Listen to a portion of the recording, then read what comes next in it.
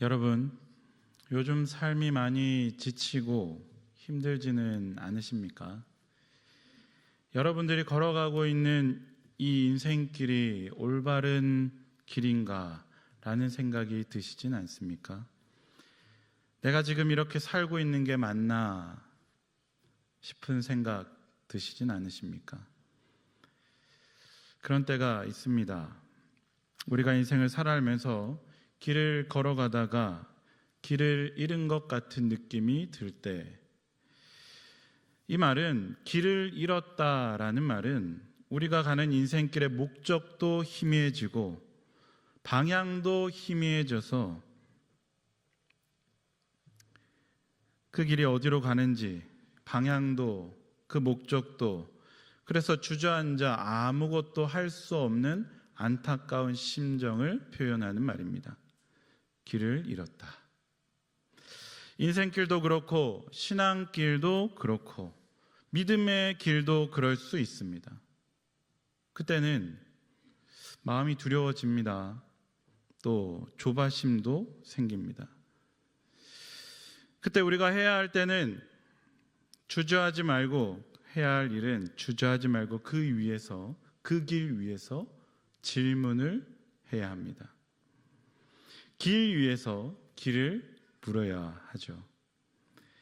왜냐하면 지금 내가 이 길 위에 서 있다는 것은 나보다 먼저 앞선 누군가가 이 길을 만들었다는 것이고, 누군가 나보다 앞서 그 길을 걸어간 사람들이 있다는 것입니다. 그래서 우리는 이 길을 잘 아는 사람들에게, 혹은 그 길을 먼저 간 사람들이 있다면 질문을 해야 하는 것이죠. 물어야 합니다. 길을 잃어버렸을 때, 길을 잃었다고 생각이 들 때 우리는 물어야 합니다. 옆에 있는 성도님들에게 그렇게 한번 물어보시죠. 길을 잘 가고 계십니까? 잘 오신 것 같습니다. 비 오는데 적막한 그 마음을 느끼기 위해서 어딘가에 계시지 않고 예배의 자리 환한 이 예배당에 오셔서 서로의 얼굴을 바라볼 수 있다는 건 참 잘 하신 것이죠. 예전에 제주도 갔을 때 여러분도 아실 텐데 신기한 도로가 있다고 해서 찾아간 길이 있습니다. 이 도깨비 도로이죠. 도깨비 도로. 도로가 내리막길인데 차를 세워두면 당연히 차가 내려가야 되는데 중립을 놓고 있으면 올라가는 겁니다. 캔을 이렇게 다 먹은 캔을 이렇게 내려놓으면 떼굴떼굴 굴러서 내려가야 되는데 신기하게 위로 올라갑니다. 물을 뿌려도 어찌된 영분인지 흘러내리지 않고 올라갑니다. 신기하죠? 왜 그런가 했더니 눈의 착시 현상 때문입니다. 거기에 있는 사물하고 환경 때문에 착시 현상이 일어나서 그렇게 보인다고 합니다. 성경에도 도깨비 같은 길이 있습니다. 어떤 길이냐면 바로 예루살렘으로 올라가는 길입니다. 예수님은 지금 제자들과 함께 예루살렘으로 올라가고 있습니다. 계속해서 올라가고 있습니다. 제자들은 분명 올라간다고 생각을 했습니다. 이 길을 따라 예루살렘에 올라가면 이제 3년간 예수님을 따라다니면서 당했던 고난, 고통 혹은 어려움들, 이제는 보상이 좀 있겠지. 올라가는 길입니다. 성공과 출세와 영광의 높은 자리가 우리를 위해서 거기에 보장되어 있을 것이다. 제자들은 그 길을 올라가는 길, 이 상향길이라고 생각을 했습니다. 그런데 예수님은 그 길을 내려가는 길, 내리막길, 하향길로 보셨습니다. 그 길은 고난의 길이요, 수치의 길이요, 능력의 길이요, 그 길은 십자가를 져서 죽어야만 하는 길이고, 그 길은 삶의 밑바닥까지 완전히 죽어야 하는 그 길이었습니다. 성경에 보면 이 누가복음 같은 경우는 특별히 그 길에 대해서, 마가복음도 그렇지만 그 길에 대해서 잘 보여줍니다. 예수님이 태어나셔서 그리고 공생의 사역을 시작하시면서부터 어디를 향해서 가고 있는가를 선명하게 잘 보여주는 본문. 오늘 본문은 마태복음 8장과 병행 구절인데 57절에 보면 마태복음에는 나와 있지 않는 한 상황이 설정되어 있습니다. 설명이 되어 있습니다. 57절 처음에 길 가실 때에, 예수님은 길을 늘 가셨습니다. 늘 그 길 위에 서 계셨고 그 길은 목적 없이 방황하는 길이 아닌 선명하고도 분명한 길이며 목적을 향해서 뚜벅뚜벅 걸어가고 지체하는 것 같지만 여전히 재촉하는 길이고, 사람들이 방황하는 것 같지만 멈추어 서 있는 것 같지만 여전히 향하여서 가는 길 위에. 사랑하는 성도 여러분, 여러분들도 역시 그 길을 가고 계십니까? 여러분들에게 그 길은 어떤 길이십니까? 주일에, 이 한 주간의 중간 수요일에 우리는 인생 이 주일 예배를 드리고 정말 그 마음 가운데 기쁨을 가지고 말씀대로 살아야 되겠다는 마음을 가지고 다짐을 가지고 결단을 가지고 첫 걸음을 내디디면서부터 그 길을 향하여서 걸어가고 계십니까? 아니면 주일 예배가 끝나고 문을 열고 나가는 그 순간부터 방황하기 시작해서 어디로 가는지, 어떻게 가야 되는지, 무엇을 향하여서 가는지, 아니면 멈춰 선 것인지 자신을 뒤돌아보며 방황하고 있다고 생각하시지는 않습니까? 예수님은 길 가실 때에 참 많은 일을 하셨습니다. 길 가시며 가르치셨고, 길 가시며 전파하셨고, 길 가시며 치료하셨습니다. 그리고 그 길 위에서 많은 질문을 받으셨고 그 길 위에서 따르는 많은 사람들도 있었습니다. 참 예수님이 걸어가셨던 그 길은 너무도 화기애애하거나 혹은 생동감이 있거나 무언가가 굉장히 새롭게 일어나는 길이었습니다. 오나웃기는 서울남교회가 걸어가는 이 교회의 길, 교회가 세워져 가고 계속해서 하나님의 뜻 가운데서 온전하여지는 이 교회의 걸음 역시 그러하길 소원합니다. 살아있고 생동감이 있고 질문이 있을 때 마음껏 대답해 줄 수 있고 함께 고민하고 함께 끌어안고 기도하고 붙잡아내고 세워가며 교회가 그러한 길 위에 서 있는 것을 주저하지 않기를 소원합니다. 교회가 그 길에서 내려서는 순간 어느 시점 이제는 되었구나 라고 생각하는 길 위에서 멈춰서는 그 순간 교회는 무너져 내리는 시간이 될 것이고 그 교회는 더 이상 목적을 상실한 방황하는 교회가 될 것입니다. 우리는 오늘도 예수님이 걸어가신 그 길 가운데 어떤 일이 있는지를 보게 됩니다. 내 인생의 이 주간의 한 중간 주님 앞에 나와서 말씀 앞에 서게 되는데 이 길 위에서 말씀에서는 어떤 사람들의 질문이 있는가 보죠. 오늘 본문 길 가실 때 어떤 사람이 묻습니다. 어디로 가시든지 나는 따르겠습니다. 오늘 본문에서는 세 사람이 등장합니다. 스스로 예수님을 따르겠다고 자청하는 사람, 예수님께서 따르라라고 이야기하는 사람, 또 한 사람은 먼저 그 일을 하고 나서 따르겠다고 유보하는 사람. 본문을 시작하면서 57절 예수님은 어디로 가는지 따르겠다라고 하는 그 사람을 향하여서 참 알 수 없는 대답을 하십니다. 58절인데 예수께서 이르시되 여우도 굴이 있고 공중에 새도 집이 있으되 인자는 머리 둘 곳이 없도다. 따르겠다는데 예수님이 그렇게 제자들을 찾아서 가서 나를 따르라라고 이야기하시며 사람들을 따르게 하기 위해서 그 인생을 살아내셨던 것 같은데, 오늘 본문은 잘 보면 따르겠다고 자청하는 사람을 향하여서 오히려 그가 걸어가는 그 길이 어떤 길인지에 대해서 적나라하게 표현합니다. 누가 여러분들에게 묻는다고 생각을 하죠. 도대체 예수 믿는 게 뭡니까? 그럼 여러분들은 뭐라고 대답을 하시겠습니까? 좋은 길이죠. 행복한 길입니다. 잘 되는 길입니다.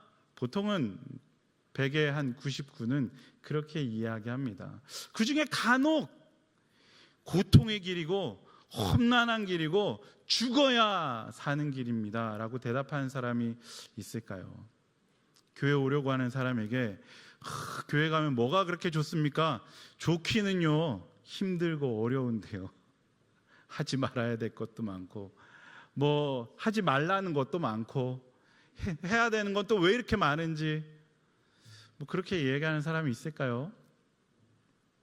오늘 예수님은 그가 따르겠다라고 이야기하는 사람에게 머리 둘 곳이 없는 그 사람의 아들을 따르겠냐고 도전하고 계십니다. 첫 번째, 이 사람은 스스로 예수님 따르기를 자청했지만 그는 부름을 받지 못한 사람이었습니다. 예수님은 감격에 빠진 사람에게 그가 무슨 일을 하는지를 알지 못한다라고 적나라하게 표현해 주고 있습니다. 이 대답을 통해서 예수님은 자신과 함께 살아가는 것이 현실적으로 어떤 것인가에 대해서 보여주고 있는 것이죠. 예수님을 믿는 것이 감격적인 일임에는 분명합니다. 내가 이 영원한 삶을 살 수 있는 길, 영원히 하나님과 동행할 수 있는 그 길을 걸어가는 길임에는 분명하지만 우리는 알아야 합니다. 그 감격 속에 서슬퍼런 고난의 길이 반드시 있다는 사실을 우리는 반드시 기억해야 합니다. 내가 져야 되는 그 십자가, 예수님이 지고 가셨던 그 십자가의 그 고난의 길, 내가 스스로를 부인하며 깨트려야 하는 자기의 자존심, 자아, 자기가 이루고자 하는 욕망, 육신의 어떤 정욕들, 안목의 정욕들, 이생의 자랑들, 세상 사람들이 다 좋다고 이야기하는 것들, 예수 믿는 길에는 그것이 하나도 없습니다. 그곳은 머무를 수 없는 곳이며 쉴 만한 곳도 없다라고 표현합니다. 예수님을 따르는 삶이란 이 땅에서 집 한 칸 마련하지 못하는 삶을 의미할 수도 있습니다. 사람은 기본적으로 의식주를 필요로 합니다. 광야를 걸었던 이스라엘 백성들, 광야에서 만나를 먹었죠. 그 옷이 헤어지지 않았지만 여전히 집은 없었습니다. 머물어서 계속 있을 곳은 없었죠. 그들은 천막을 치고 이리저리 이동하는 생활을 했습니다. 가라 그러면 가는 것이고 멈춰 서라 하면 서는 것입니다. 내가 보기에 아무리 좋아 보이는 그곳도 하나님이 멈춰 서라고 하지 않으면 지나쳐 가야 하는 곳이 광야 생활의 이스라엘 백성들의 삶이었습니다. 예수님을 따르는 삶이라고 하는 것은 그런 것일 수 있음을 분명하게 알리고 있습니다. 그런 삶을 살 각오가 되어 있지 않다면 예수님을 따를 수 없다라고 말합니다. 58절, 여우도 굴이 있고 공중에 새도 집이 있으되 인자는 머리 둘 곳이 없다 하고, 마태복음 8장 21절 22절은 이렇게 표현합니다. 제자 중에 또 한 사람이 이르되 주여 내가 먼저 가서 내 아버지를 장사하게 허락하옵소서. 예수께서 이르시되 그들의 죽은 자들을 장사하게 하고 너는 나를 따르라 하시니라. 이 59절 60절의 이 말씀이 함께 나와 있는 병행 구절이죠. 또 한 사람이 등장하는데 나를 따르라 하는 사람이 등장합니다. 이전에 앞에 있는 사람은 따르라고 초청받지 못하는 사람이었는데 두 번째 사람은 예수님이 직접 따르라라고 부르신 사람이었습니다. 근데 그가 이렇게 이야기합니다. 가서 내 아버지를 장사하게 해주십시오. 예수님을 따르는 삶, 머리 둘 곳조차 없는 그분을 따르는 삶이지만 또한 그 어떤 것보다도 시급하고 그 무엇보다도 중요합니다. 당시 사람들로서는 아버지를 장사함보다 더 급하고 중요한 것을 생각할 수 없었습니다. 이 사람이 어떤 상황에 처해있는지는 좀 불분명합니다. 해석하기에 따라서 방금 아버지가 돌아가셨다고 볼 수도 있지만, 하지만 정말 그런 대화가 이루어지지 전는가는 조금 어렵습니다. 당장 부친상을 당한 사람이 예수님을 찾아와서 그런 말을 하기란 쉽지 않은 것이죠. 아마도 그의 아버지가, 이렇게 말하는 사람의 아버지가 나이가 많거나 병 때문에 언제 돌아가실지 모르는 아버지를 모시고 있는 아들의 이야기였을지도 모릅니다. 예수님을 따르고는 싶지만, 그래서 예수님이 따르라라고 말하시는 그 말에 고민은 되지만 아버지가 언제 돌아가실지 모르기 때문에 아버지께서 돌아가신 후에 미루겠다는 이야기이죠. 예수님은 이에 대해서 60절에서 죽은 자들로 자기의 죽은 자들을 장사하게 하라라고 말씀하고 계시는데, 이는 예수님을 따르지 않기로 한 자들은 죽은 자들이라고 지칭하는 무서운 경고의 메시지이기도 합니다. 사실 죽음이란 언제 있을지 모르는 일이죠.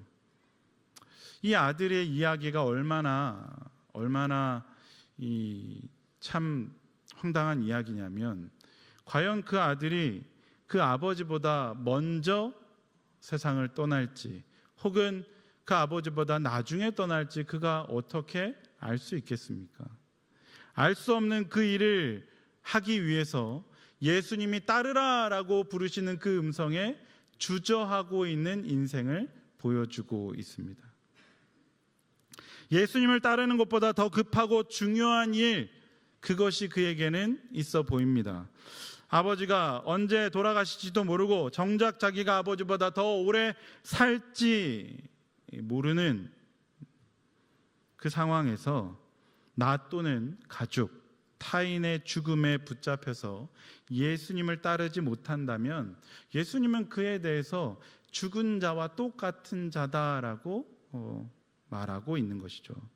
두 번째, 이 부름을 받고 있는 사람은 아버지의 그 장례식, 자신의 있을지도 모르는, 혹여 있을 것 같아 보이는 그 일들로 인하여서 부르심에 반응하지 못하는 사람입니다. 우리는 어떻습니까? 우리는 주일 예배를 드리고 주의 말씀을 듣고 그 말씀에 부르심에 요청당하며 한 주간을 시작하게 됩니다. 믿으십니까? 그저 주일 예배를, 예배의 은혜를 누리고 혹은 내 것을 뭔가 채우기 위해서 나오신다면 조금 생각을 달리 해보셔야 됩니다. 예배는 과연 내 것을 채우기 위해서 나오는 것인가? 아니요, 하나님의 말씀은 언제나 우리에게 요청하시기 위해서 들려주시는 말씀입니다. 무엇을 요청하셨을까요? 오늘 주일 예배를 통하여서, 오늘 이번 주간 주일 예배를 통하여서 말씀하여 주신 그 요청은 무엇입니까? 그 요청 없이 내 인생이 그저 내 것을 채우기 위해서 급급하였다면 아마도 오늘 이번 한 주간 주일 예배를 드리고 나서 다음 주간이 되기 위해서 우리는 또다시 무언가 채워지지 않는 것들을 채우기 위해서, 죄송합니다, 하이에나처럼 헐떡거리면서 세상을 향하여서 또 발걸음을 돌릴지도 모릅니다. 주일 예배에 뭔가를 채울 수 있을 것 같았는데 별로 채워진 게 없었구나. 그러면 어디로 가야 될까? 더 휘황찬란하고 더 만족스러울 것 같고 더 좋아 보이는 화려한 것들을 향하여서 채우기 위해서 또 세상에 걸음을 돌리는 것이 우리의 인생. 그런 인생이라면 얼마나 안타까운 인생이겠습니까? 예수님은 우리를 향하여서 부르십니다. 그 길을 따라가기 위해서 말씀으로 요청하시며 그 말씀 가운데서 예배의 자리로 부르셨고, 부르심에서 끝나는 것이 아니라 보내십니다. 부르실 때는 하나님의 백성으로 하나님의 백성 삼으시기 위해서 부르셨다면, 보내실 때는 하나님의 그 자녀로서, 제자로서 그 인생을 하나님의 빛을 비추기 위한 인생으로 세상 가운데 보내주십니다.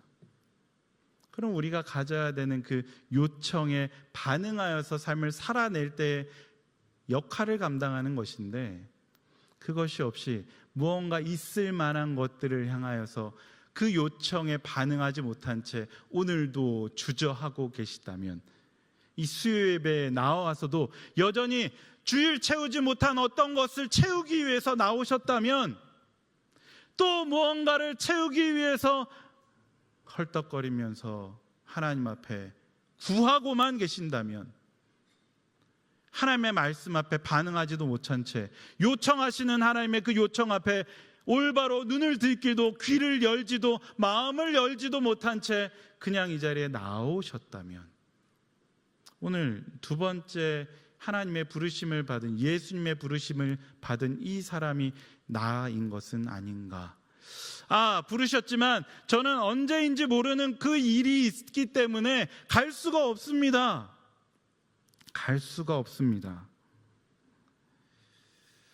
그런 우리들을 향하여서 60절에서 예수님은 우리에게 이렇게 말씀하시는 것이죠. 60절 같이 한번 읽어보겠습니다. 이르시되 죽은 자들로 자기의 죽은 자들을 장사하게 하고 너는 가서 하나님의 나라를 전파하라 하시고. 아멘. 너는 가서 하나님의 나라를 전파하라. 하나님은 우리에게 말씀을 통하여서 하나님의 나라의 백성으로 부르셨다는 것을 깨닫게 하셨고, 그 하나님의 나라의 백성이 그 땅 가운데 살아낼 때 어떻게 살아가야 할 것인가에 대해서 요청해 주셨기 때문에, 더 이상 죽은 자와 같이 죽음에 대해서 혹은 미련을 가지고 삶을 살아내지 말아라 라고 강력하게 경고하고 계시는 것입니다. 60절의 이 말씀이 과연 우리에게 그냥 안타깝네, 어쩔 수 없네 라고 하시는 말씀처럼 들리신다면 우리의 마음 상태를 좀 돌아봐야 됩니다. 여전히 나는 하나님 앞에 어린아이와 같이 위로를 받기 위해서 도닥여주고 관심 가짐 받고, 좀 그러지 못하면 토라져가지고 내가 상처받았습니다 라고 이야기하는 이 30년, 40년, 50년을 교회를 다녀도 여전히 상처받고 돌아가는 성도로서 삶을 살아내고 있지는 않은 것인지. 아니죠. 하나님이 우리를 50년 전에 자녀로 부르신 것은 장성해서 의의 열매를 맺게 하기 위해서 부르신 줄 믿습니다. 오늘 그것을 깨달으신다면 더 이상 나에게 관심 가져주시는 어떤 이야기가 아니라 내가 해야 될 그 하나님 나라를 살아내야 될 그 삶의 자리를 붙들어내는, 그리하여서 그 앞에 하나님 앞에 핏대를 세우고 하나님 앞에, 세상 앞에서도 두렵지 않을 인생을 살아내는 삶이 되어야 될 줄 믿습니다. 아멘. 아멘. 세 번째 사람은 마태복음에는 나오지 않은 사람, 특별히 이 본문의 결말과도 같은 이야기입니다. 61절, 62절. 또 다른 사람이 이르되 주여 내가 주를 따르겠나이다마는 나로 먼저 내 가족을 작별하게 하소서. 그랬더니 예수님이 이르시되 손에 쟁기를 잡고 뒤를 돌아보는 자는 하나님의 나라에 합당하지 아니하니라 하시니라 라는 말씀을 하십니다. 무슨 말씀일까요? 예수님을 따르는 일이란 세상의 가치관으로 볼 때는 집 한 칸 마련하기 힘든 별 소득 없어 보이는 일이지만 세상의 그 무엇보다도 중요하고 시급한 일이라고 말씀을 드렸습니다. 누가는 이처럼 세상적인 유익은 없어 보이지만 무엇보다도 중요한 일을 감당하려고 하는 자는 뒤를 돌아보아서는 안 된다라는 결론을 내리고 있습니다. 뒤를 돌아보아서는 안 된다. 주님을 따른다는 것은 지금까지 살아왔던 삶과의 단절을 의미합니다. 그럴 수밖에 없습니다. 그런데 61절에서 가족을 작별하게 해달라라고 하는 이 말은 자신의 과거와 제외하게 해달라는 의미일 텐데, 내가 예수님을 따르는 그 길에 따르기는 하겠는데 이전의 그 삶을, 이전의 그 과거에 대한 인생을 끊어내지 못하는 그 일 때문에 주저하고 조금 따르겠지만은 먼저 이것을 해결해야 갈 수 있겠습니다 라고 하는 이 말 앞에 우리의 이 인생은 어떻게 반응할 수 있을까요?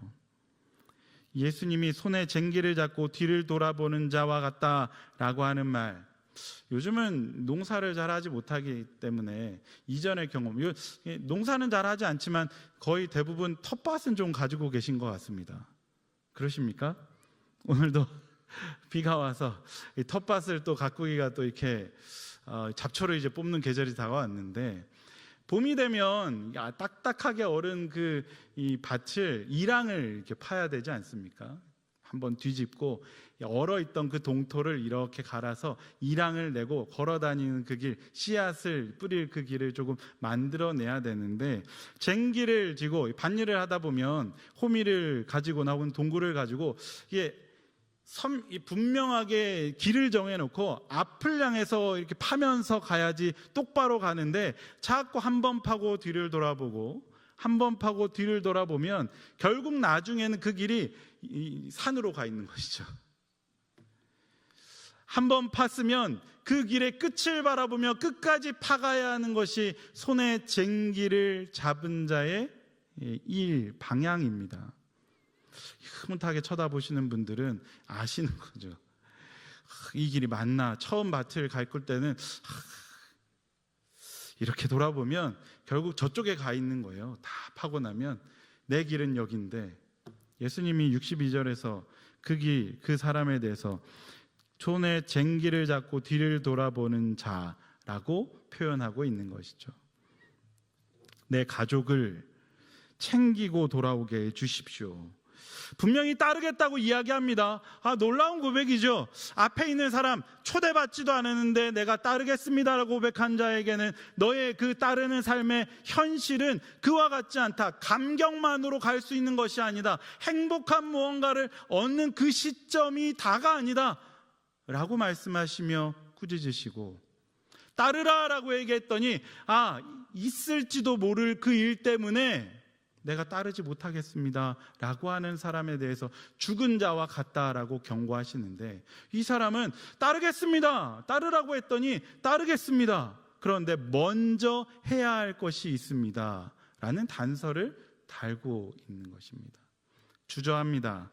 예수님의 그 부르심에, 말씀의 그 요청 가운데 은혜도 받습니다. 그 은혜에 반응하는 것 같습니다. 그런데 먼저 해야 할 것들이 있는 것 같습니다. 과거에 매여서 여전히 내 삶을 하나님 앞으로 그 말씀에 반응하는 길로 걸어가지 못합니다. 따른다는 것은 일정한 발걸음을 내딛는다는 것을 표합니다. 믿음의 길은 그저 그 길을 걷게 해주십시오, 걷게 해주십시오, 가만히 앉아가지고 걷게 해주십시오, 하게 해주십시오, 이루어 주십시오라고 하는 요청이 아닙니다.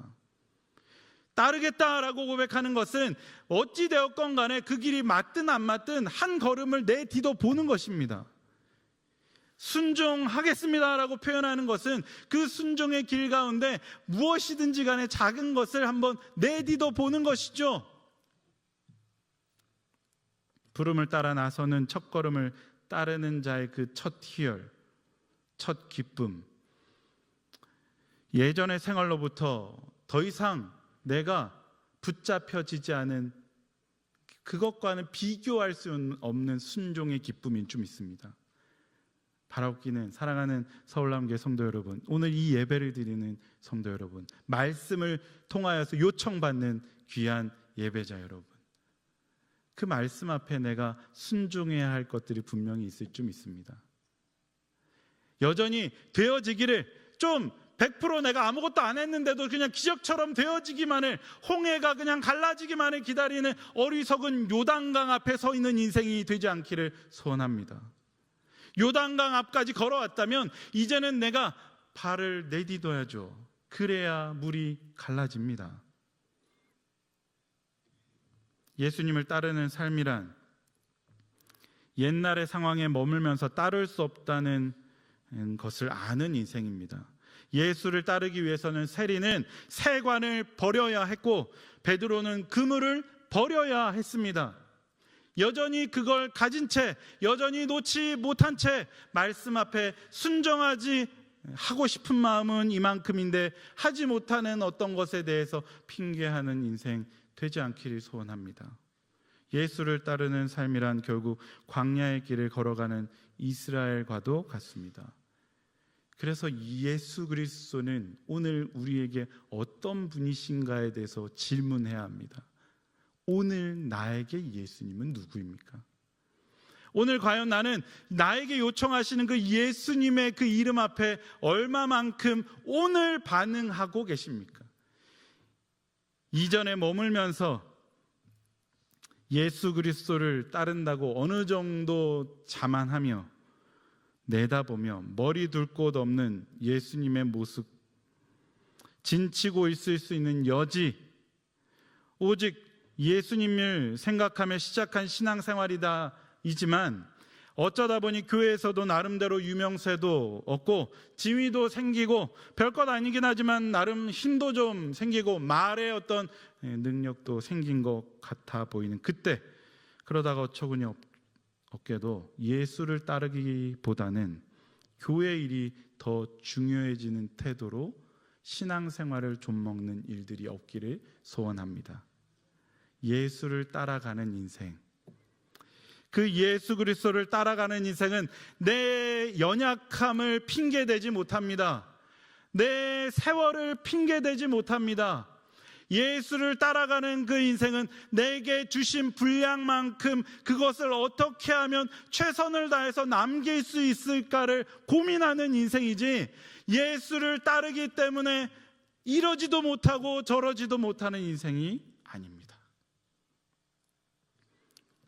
예수님은 전혀 그렇게 하시지 않으셨을 것 같은 교회 일, 그것에만 매여서 인생 살아가는 것이 아니라 그 일, 예수 그리스도께서 기뻐하시는 그 일을 위해서 마음도, 우리의 삶도, 우리의 신앙생활도 그렇게 한 걸음 한 걸음 성숙하게 해갈 수 있는 것입니다.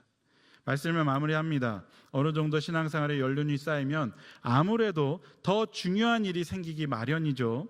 교회 일이 가족이나 사업, 자녀 교육 등의 문제를 해결해 주지 못한다는 사실, 그런 경험들, 그래서 슬슬 내 몫은 내가 알아서 좀 해야지, 그 다음에 무언가를 해야지라는 어떤 마음 한켠에 미련이 생기기 마련인데, 그래서 나도 예전에 젊을 땐 다 했으니까 이젠 좀 내 할 것 조금 해야 되는 것 같고, 내 할 것 조금 더 열심히 그런 일들에 대해서 힘을 쏟아야 될 것 같은 그때에 오늘 예수님께서 하시는 말씀, 우리는 알아야 됩니다. 예수님을 따르는 그 인생 성공을 보장해 주는 길이 아님을 알고도 따랐습니다. 믿으십니까?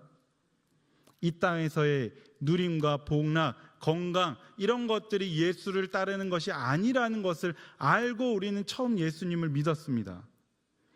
분명 예수님을 따른다는 것은 하나님의 나라를, 어떤 일이 있어도 하나님의 나라를 전파하는 것임을 중요하게 생각하는 것이라는 것을 알고 따르기 시작했습니다. 믿으십니까? 그렇게 시작하셨죠? 예수님을 따른다는 것은 손에 쟁기를 잡고 뒤를 돌아보는 인생이 아니라는 것, 표대를 향하여서 이전의 세상의 어떤 가치와 관심을 가지고 더 이상 내가 그것들에 매여서 사는 인생이 아니라, 예수 믿고 보니 참 행복하고 그 삶의 기도의 자리, 교회가 함께 모이고 함께 주의 일들의 말씀 앞에 회복하고자 하는 그 일에 기쁨을 누리는 그 즐거움이 더 이상 거치는 것이 없어지는 것이라는 것을 아는 것인 줄 믿습니다. 사랑하는 서울남교회 성도 여러분, 우리는 머물러서는 안 됩니다. 이쯤 됐으니까 한 60년 이 교회 이 터를 잡고 아직도 사라지지 않았다면 아유 이 정도 되면 되었지. 아닙니다.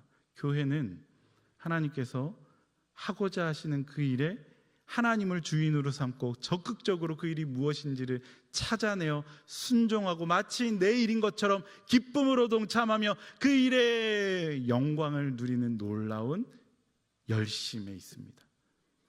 그것이 교회 안에 편만해질 때 생기가 있어지는 것이고 활력이 있어지는 것이고 예수를 따르겠습니다 라고 하는 이 삶에 능력이 있는 삶이 되는 줄 믿습니다. 사랑하는 우리 이 서울 남교회 성도 여러분, 오늘 우리가 예수 그리스도를 따르고 있습니까? 오늘 나에게 예수 그리스도는 무엇라고 말씀하십니까? 다른 말씀하시지 않을 거라고 믿습니다. 여전히 나를 따르라. 옛 것은 다 좀 내버리고 내가 따르라고 하는 그 말에 온전히 순종하여서 의지하고 사람을 낚는 사람으로 하나님께서 이끌어 주시는 그 삶의 자리에 겸손히 내어 맡기며 함께 그 길을 걸어가는 인생으로 살아가자라고 우리를 오늘도 우리에게 요청하고 계시는 그 하나님의 부르심 앞에 반응하며 아멘, 작은 것이라도 그렇게 하겠습니다 라고 고백할 수 있는 우리의 삶이 되기 소원합니다.